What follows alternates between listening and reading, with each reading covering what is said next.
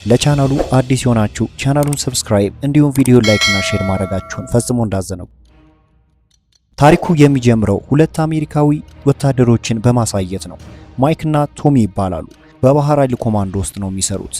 ተልኳቸውን የሚፈጽሙበት ቦታ በሞቃታማው አፍሪካ ውስጥ በሚገኝ በረሃማ ስፍራ ነው። ይህንን ስፍራ ከብዙ ፍለጋ በኋላ ነው ያገኙት።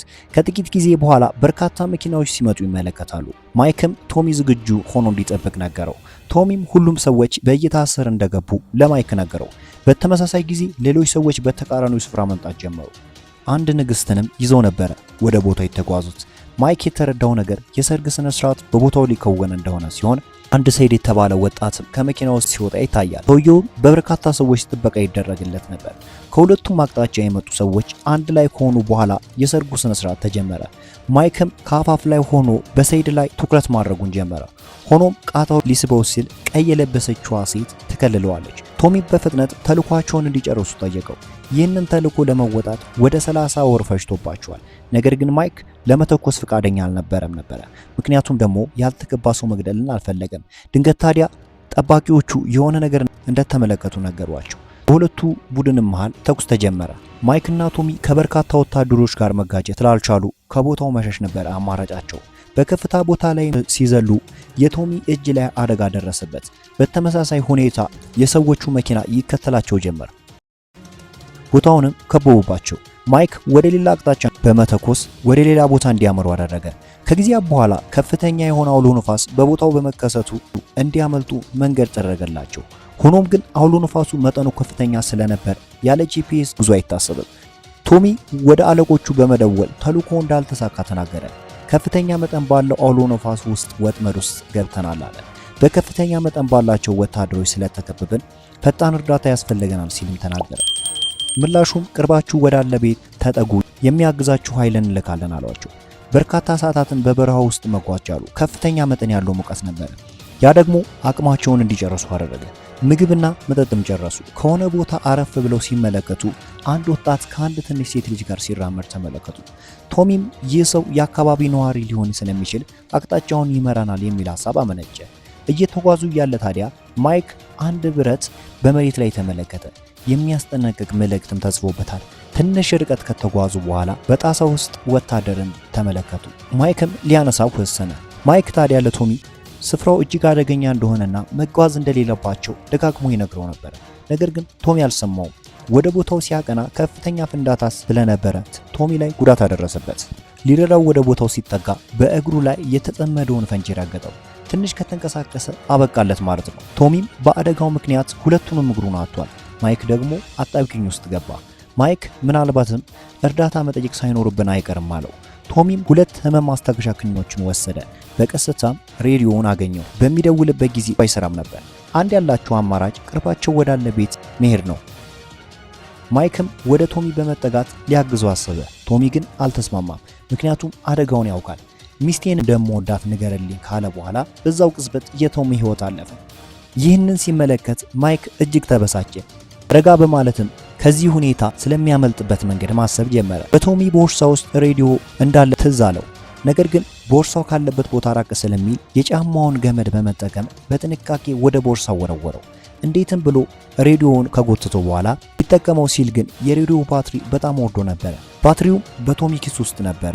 ለመድረስም እጅግ አስቸጋሪ ነው። ሶላር ቻርጀር ተጠቅሞ ቻርጅ አደረገ። ብዙ ጊዜ ቢወስድበትም በትዕግስት ነበር የጠበቀው። በቦርሳው ውስጥ ያለውን ሁሉንም መሳሪያ አወጣ። የትኛው ሊጠቅመው እንደሚችል በትኩረት ተመለከተ። በመጨረሻም በሬዲዮ ከአለቆቹ ጋር መገናኘት ቻለ። በበረሃ ውስጥ ወጥመድ ውስጥ ገብተናል፣ ቶሚም ሞቷል ሲል ተናገረ። እሺ የት እንዳላችሁ ታውቃላችሁ ሲሉት ጂፒኤሱ ስለተሰበረብኝ ያለሁበትን ቦታ አላውቅም አለ። ተልእኮውን ከፈጸምንበት ስፍራ ወደ 4 ሰዓት ያህል መንገድ ያስኬዳል አላቸው። በመልሱም ይህንን ልንፈጽም አንችልም፣ ምክንያቱም ከፍተኛ አውሎ ነፋስ በቦታው ተከስቷል አሉት። ቡድኑም ከቦታው ለመድረስ ወደ 52 ሰዓት ይፈጅበታል አሉት። ይህንን ሲሰማ ማይክ እጅግ ተበሳጨ። እስከ 52 ሰዓት ድረስ በቦታው ልቆይ አልችልም፣ ምግብም ሆነ መጠጥ ጨርሻለሁ ሲል ተናገረ። ምላሻቸው ግን 52 ሰዓት በቦታው መጠበቅ እንዳለበት ነው። ሰዓቱንም አላርም በመሙላት ዞር ሲል ከፍተኛ መጠን ያለው አውሎ ነፋስ ወደ ስፍራው መጣ።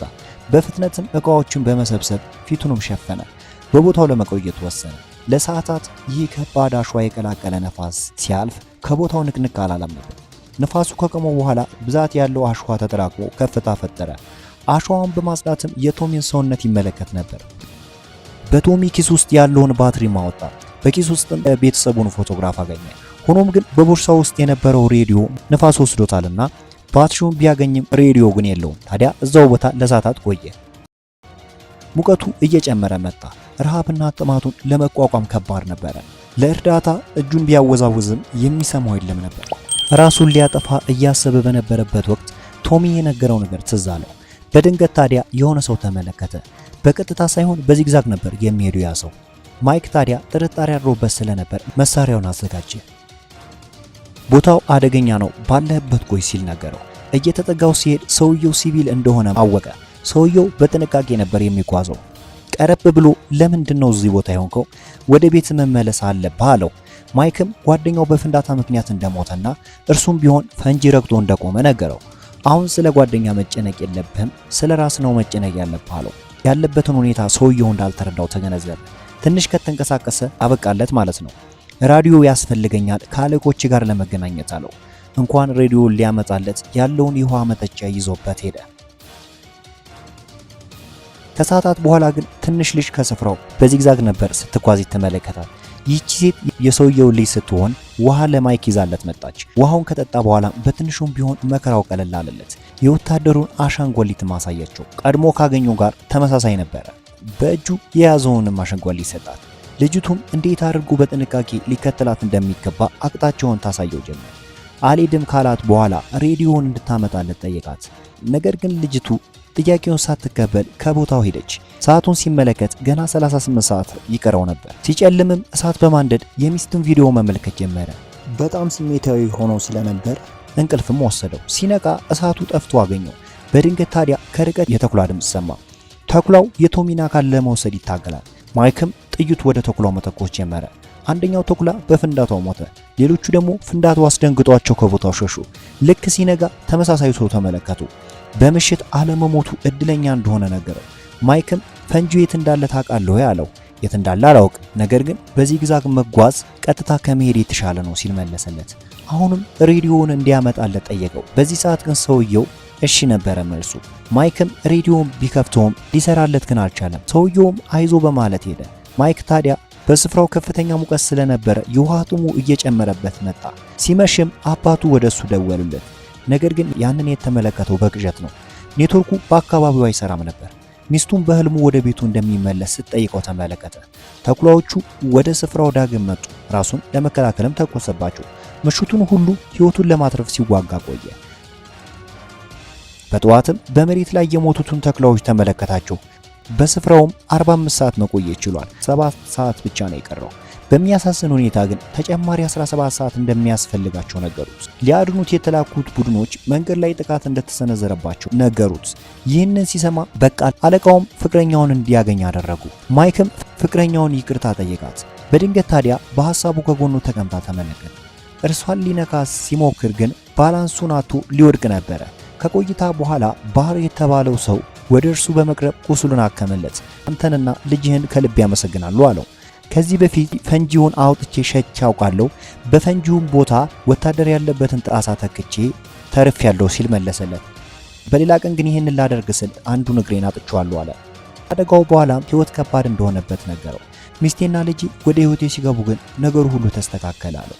በፍንዳታ ልጄን አጥቻታለሁ አለው። ባርም አክሎ ቤተሰብ ስላለ እድለኛ ነህ አለው። ምንም ነገር ቢከሰት ወደፊት መጓዝ አለበት ሲል ነገረው። ባርም ከቦታው ሲሄድ ማይክ ከልጁ ጋር ሲሄድ ነበር የሚታየው። ሆኖም ከቆይታ በኋላ ተሰወረች። ቆየት ብሎም በሐሳቡ ልጅ ሆኖ አባቱ እናቱን ሲጎዳት ይመለከት ነበር። ከፍቅረኛው ጋር ያሳለፈውን ጊዜ ያስታውሳል። ከጊዜ በኋላ አለቃው ወዳለበት ስፍራ ቡድኑ እንደቀረበ ነገረው። እጁን ማንቀሳቀስም ጀመረ። አቅጣጫውን ሊጠቁም ሲል ግን አንድ በቦታው ያለ ፈንጂ ፈነዳ። አቧራውም ወደ ሰማይ ይቦን ነበር። አሸዋው ከልሎ ስለነበር ያጠቁት የመጡትን ወታደሮች በአቧራው በመከለል ገደላቸው። ቡድኑ ፍለጋቸውን ቀጠሉ። ሊያገኙት ግን አልቻሉ። የሆነ ነገር ካላደረገ አለቀለት ማለት ነው። አቧራውን ሲጠርገው ትንሽ ጣሳ አገኘ። በውስጡ ደግሞ አሸንጓሊት ይዟል። ታዲያ ባር ከዚህ በፊት አሸንጓሊቱን ወደ ቦታው በመመለስ ወጥመዱ ውስጥ እንዳይገቡ ማድረግ እንደሚችል ነግሮት ነበር። ይህንን ሲያስታውስ እጅግ ተጸጸተ። ያለቅስም ነበር። ይህንን አድርጎ ቢሆን ኖሮ ቶሚን ይታደገው ነበር። ቦታውን አመልካች የሆነው ጄሰን ወደ ሰማይ ተኩሶ አረፍ አለ። ከጊዜያት በኋላ ቡድኑ መጥቶ ታደገው። በጤናም ወደ ሀገሩ ተመለሰ። በአየር ማረፊያም ጄኒ ተቀበለችው። ፍቅሩን በመግለጽም የጋብቻ ጥያቄ ያቀረበላት። እንዲህ አይነት ቪዲዮ እንዲደርሳችሁ ቻናሉን ሰብስክራይብ እንዲሁም ቪዲዮ ላይክ እና ሼር ማድረግ ፈጽሞ እንዳይዘነጋ።